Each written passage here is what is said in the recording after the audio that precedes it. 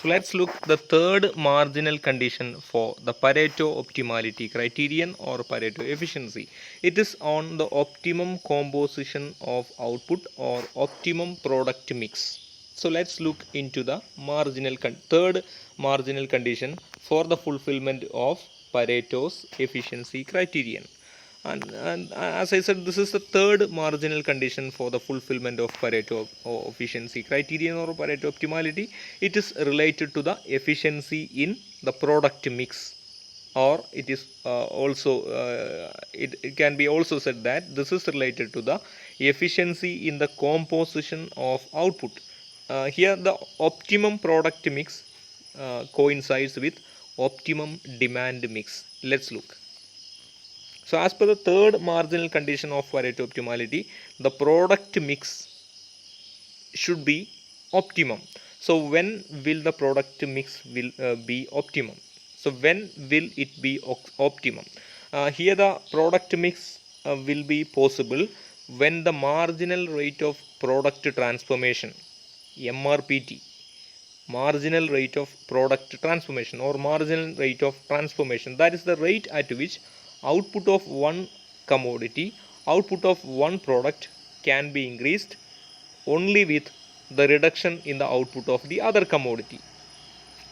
So that can be written as marginal rate of technical substitution is equal to marginal rate of substitution among commodities X and Y of consumer A, that must be equal to the marginal rate of substitution among the commodities X and Y by the consumer B.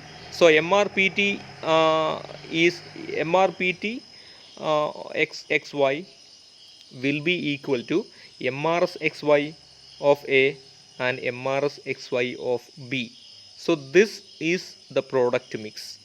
That means this reduction in output of one commodity at the expense of the other commodity, but that could maximize the utility of the consumers, of the individuals in the society. So that is product mix. That is the optimum product mix. Suppose when a firm is producing combinations of commodities X and Y, that may not be able to increase the utility of individuals A and B. So that is not the optimum product mix. So when optimum product mix will be increased, will be possible. So optimum product mix will be possible when a firm is increasing the level of one commodity at the expense of the other commodity to maximize the utility of the individual, to increase the welfare of the individuals consumers A and B. So then only the product mix will be optimum, otherwise that is not, that is under optimum. So there are here we have producers and consumers. Both producers and consumers should be increasing welfare. So this is the third marginal condition for the fulfillment of Pareto's optimality criterion. Here the producers should be able to maximize the profit and consumers should be able to maximize the utility without badly affecting others, is increase in welfare according to Pareto. So let's look how does this product mix or composition of output work. Here we have uh, indifference map and also the transformation curve, product transformation curve. And the commodity X is measured along the horizontal axis of the diagram. Commodity Y is measured along the vertical axis of the diagram. There are two consumers in the society, individual A and individual B. So they are the two consumers, but it is not possible to show the different indifference curves for different consumers. Here we have only IC1 and IC2. IC1, IC2 is in fact the indifference map of one individual. That could be the indifference map of individual A. Here it is also supposed that each consumer's preference will be clearly reflecting society's preference. That means uh, the uh, individual A's preference is equal to society's preference. Both are exactly supposed to be equal. That means IC1, IC2 is the society's indifference curve. That could be the indifference curves of consumer A, but that could reflect the preference of the society. Then it is society's indifference curves also. So IC1, IC2 are the indifference curves of the society, and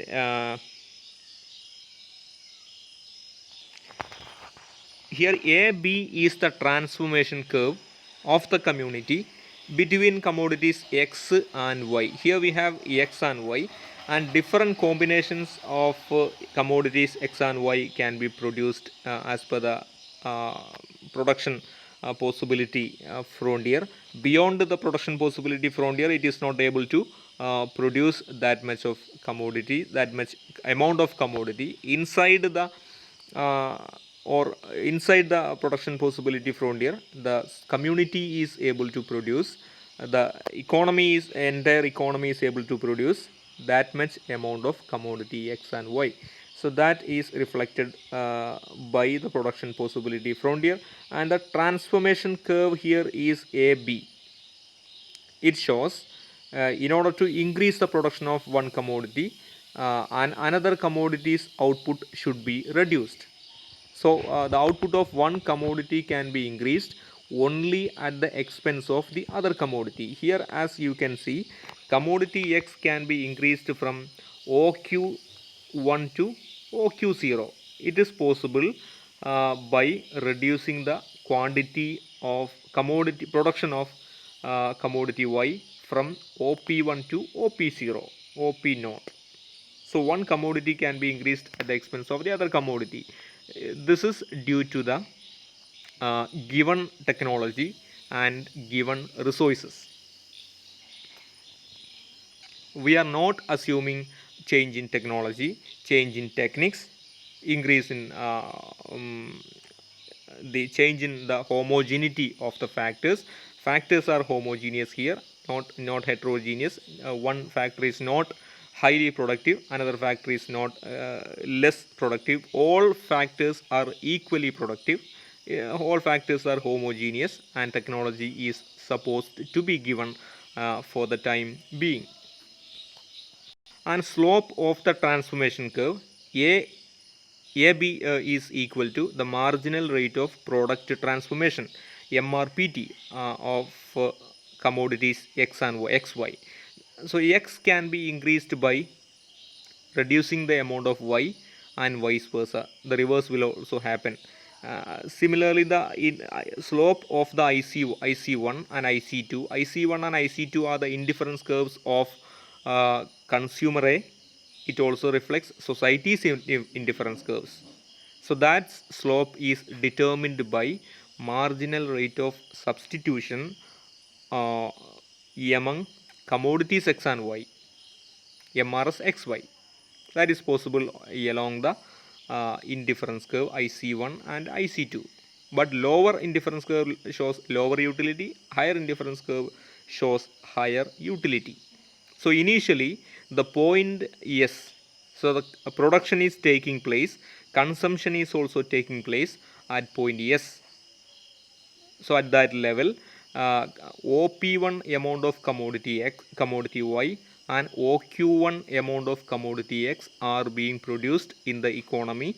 That is consumed by the society, but the society is just able to appropriate IC1 level of indifference curve, that is lower amount of satisfaction compared to IC2. But through an optimum product mix, both the society can maximize the utility, and the profitability of the firms also can be increased. So that product mix should be possible when MRPT XY is equal to MRS XY of individual A and individual B. Then only the welfare will be maximized according to the Pareto optimality. That is also the third marginal condition for Pareto optimality. Let's look in the product transformation from S to R. So R is the point in which the commodity X is maximized. It increased from OQ1 to OQ0, but commodity Y reduced from OP1 to OP0.